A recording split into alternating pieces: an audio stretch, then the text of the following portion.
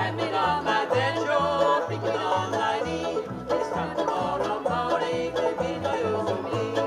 And I'll let them pray, and I'll let them cry. L'année dernière, au mois de juillet, j'avais fait venir un vigneron et Franklin était là en train de dédicacer ses livres.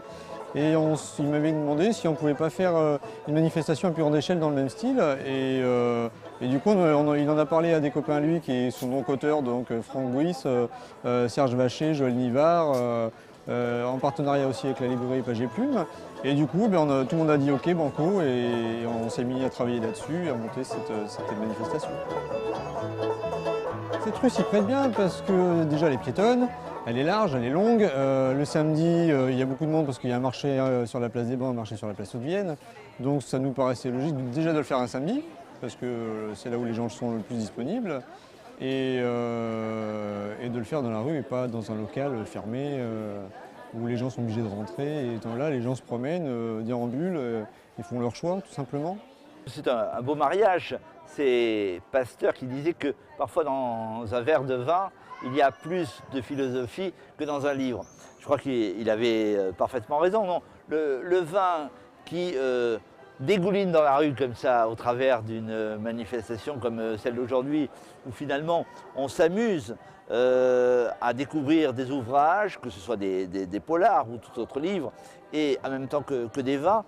Moi, je trouve ça très louable. Vous savez, cette collection Le sang de la vigne qu'on a initiée avec Noël Balin il y a maintenant 10 ans, elle était faite pour découvrir le monde du vin au travers de la littérature. Alors que ce soit le polar ou toute autre forme de livre, peu importe. L'idée, c'est de se faire plaisir, comme on se fait plaisir en buvant une bouteille de vin. Cette manifestation, cette première vin noir, est organisée par une association évidemment qui s'appelle l'Épicrate. C'est un peu provocateur, mais ça nous plaît.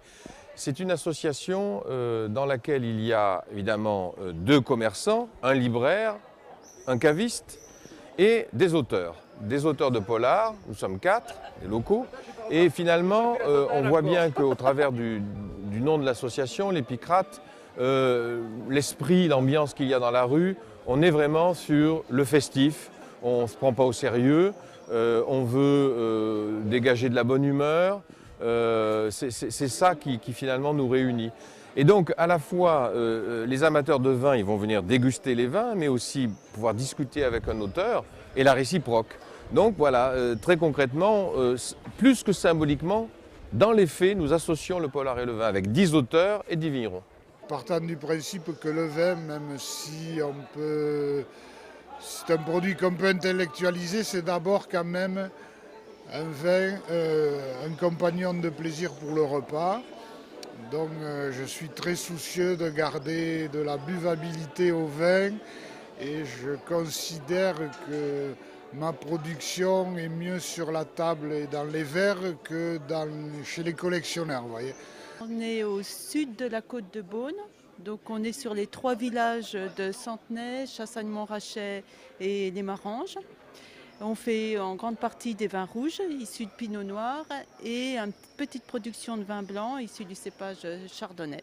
Ce qui nous intéresse aussi, c'est que le vigneron raconte une histoire. Finalement, derrière une bouteille de vin, il y a une histoire. L'histoire des saisons, l'histoire d'une terre, l'histoire d'une famille de vignerons. Et l'auteur de polar raconte aussi des histoires. Donc voilà la raison pour laquelle nous avons cherché à associer le polar et le vin. Et le dernier aspect, c'est qu'évidemment, dans le polar, l'alcool et le vin sont toujours très présents. C'est-à-dire qu'on trouve souvent dans les romans noirs, je dirais, des personnages qui sont un peu déstructurés, qui sont un peu désabusés, qui sont un peu quelquefois le reflet de ce monde dans lequel on vit et qui est déstabilisant. Et alors ils cherchent des béquilles. Polar Pinard, la rime va bien. C'est une très bonne idée, c'est à refaire. En plus, moi j'aime beaucoup la littérature, notamment les polars, et aussi le bon vin, donc je trouve ça très bien. L'esprit d'une journée comme celle-ci, où finalement il y a beaucoup de convivialité, beaucoup d'improvisation, on vient pour acheter peut-être rien, on achète un bouquin, on achète une bouteille de vin.